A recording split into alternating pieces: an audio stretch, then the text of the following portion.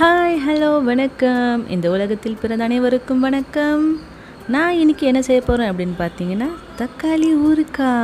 செம்மையாக இருக்குங்க, நீங்களும் செஞ்சு பாருங்கள். ஆனால் இது செய்ய 1/2 hour ஆச்சு ஆகுங்க. வாங்க இதுக்கு தேவையான பொருட்கள் நம்ம பார்த்துடலாம்.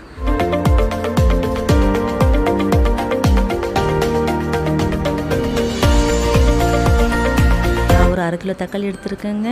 ஒரு 7 பல்லு பூண்டு, 1 ஸ்பூன் கடுகு, 1 ஸ்பூன் வெந்தயம், கொஞ்சம் பெருங்காயம், உப்பு, எண்ணெய்.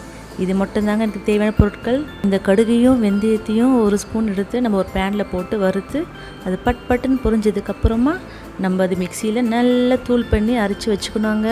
இப்போ இந்த மிக்சி ஜாரில் நான் தக்காளி சேர்த்துருக்கேன், உப்பு சேர்த்துருக்கேன், பூண்டு சேர்த்துருக்கேங்க. இப்போ இதை நல்லா நைஸாக அரைச்சிக்கணுங்க. இப்போ சின்ன பேனில் 1 ஸ்பூன் கடுகும் 1 ஸ்பூன் வெந்தயத்தையும் போட்டிருக்கேன். இது பொரிஞ்சிடுச்சு. இப்போ இதை ஆற வச்சு நம்ம அரைச்சிக்கலாம். இப்போ ஒரு பேன் வச்சுருக்கேங்க. நல்லா ஒரு 3-4 டேபிள் ஸ்பூன் எண்ணெய் ஊற்றிருக்கேங்க. கொஞ்சம் நல்லா எண்ணெய் இருந்தால் தாங்க ஊறுகாய்க்கு நல்லாயிருக்கும். நீங்கள் நல்லெண்ணெய் ஊற்றிக்கோங்க. நான் கோல்ட் வின்னர் தான் ஊற்றிருக்கேன். இதில் கொஞ்சம் கடுகு போட்டிருக்கேன்.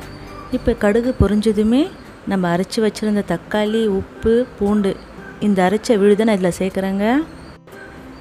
கேஸ் ஸ்லோலியாக இருக்கட்டும்ங்க.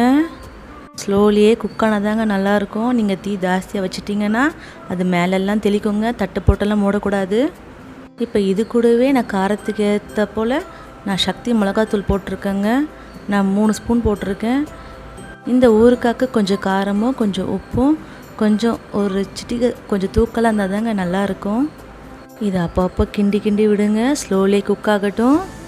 தண்ணியெல்லாம் ஆட் பண்ணக்கூடாதுங்க. இப்போ நான் கொஞ்சம் பெருங்காயத்தூள் ஆட் பண்ணுறேன். இது நல்லா சுண்டி வந்ததுக்கப்புறமா உங்களுக்கே தெரியும் பாருங்கள், இந்த பக்குவம் நல்லா சுண்டி எண்ணெய்லாம் வெளியில் வந்ததுக்கப்புறமா நல்லா கொஞ்சம் திக்காக வரும்.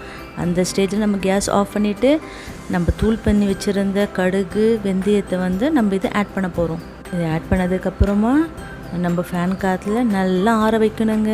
இது ஜில்லுன்னு ஆறினதுக்கப்புறமா தான் நம்ம ஒரு பாக்ஸில் போட்டு வைக்கணுங்க. இது ஒரு நாள் வெளியில் வச்சுட்டு அப்புறமா கூட நீங்கள் ஃப்ரிட்ஜில் வச்சுக்கலாம். ரொம்ப செம்மையாக இருக்குங்க.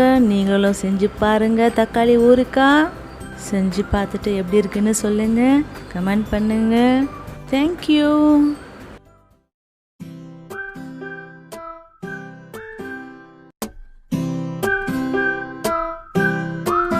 தேங்க்யூ ஸோ மச் ஃப்ரெண்ட்ஸ், எங்கள் வீடியோ பார்த்ததுக்கு. இந்த வீடியோ உங்களுக்கு பிடிச்சிருந்ததுன்னா ப்ளீஸ் லைக் பண்ணுங்கள், ஷேர் பண்ணுங்கள், மறக்காமல் சப்ஸ்கிரைப் பண்ணுங்கள். சேம் டைம் பெல் பட்டனை கிளிக் பண்ணுங்கள். அப்போ தான் நாங்கள் தொடர்ந்து போடுற வீடியோஸ் உங்களுக்கு நோட்டிஃபிகேஷன் வரும்.